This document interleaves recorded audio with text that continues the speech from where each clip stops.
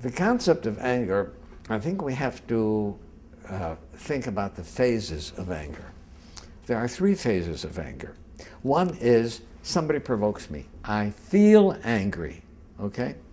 I don't have any control over that, right? Then there's the phase of anger of how do I react to it, right? Do I walk away? Do I respond? Do I punch the guy in the face? Do I call him with some nasty name? That's my reaction to anger. And then the other thing is, okay, I didn't have any choice to feeling angry when I was provoked. How long am I going to hold on to that anger? An hour? A day? 22 years? Right? So in order to keep things straight, I give these three phases three different names. The feeling of anger, I call anger. The reaction to anger, I call rage. And the hanging onto the anger is called resentment. Right? And then if you clarify it, I say, okay, I can do nothing about my feeling of anger other than perhaps take some things in perspective. Right? One of my father's teachings that helped me a great deal was that when somebody did something to my father which should have provoked anger, my father would say, you know, what he did was so foolish. If he only knew how foolish it was what he did, right, he wouldn't have done it. So, you know, I feel sorry for that person for being such a fool. But if you feel sorry for a person, how can you be angry at him?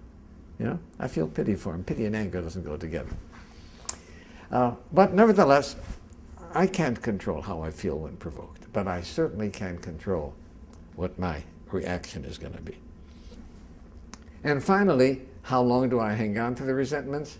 My greatest lesson came from Alcoholics Anonymous, where somebody said, harboring a resentment is allowing someone who you don't like to live inside your head without paying any rent.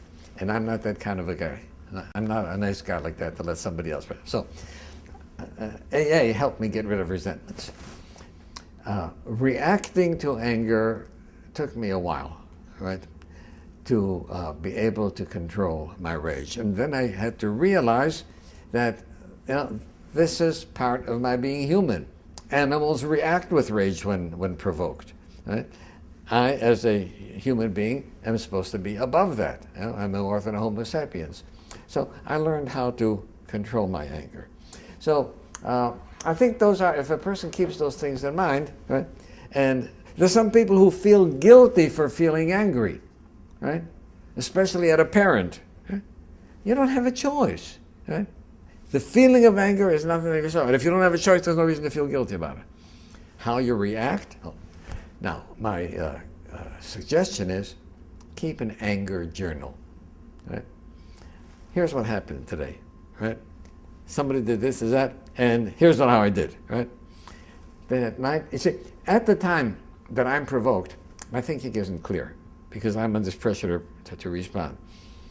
But at night, when I look over what happened during the daytime, and I say, did I handle that in the best way possible? Could I have done something better? And that becomes a lesson for the next time.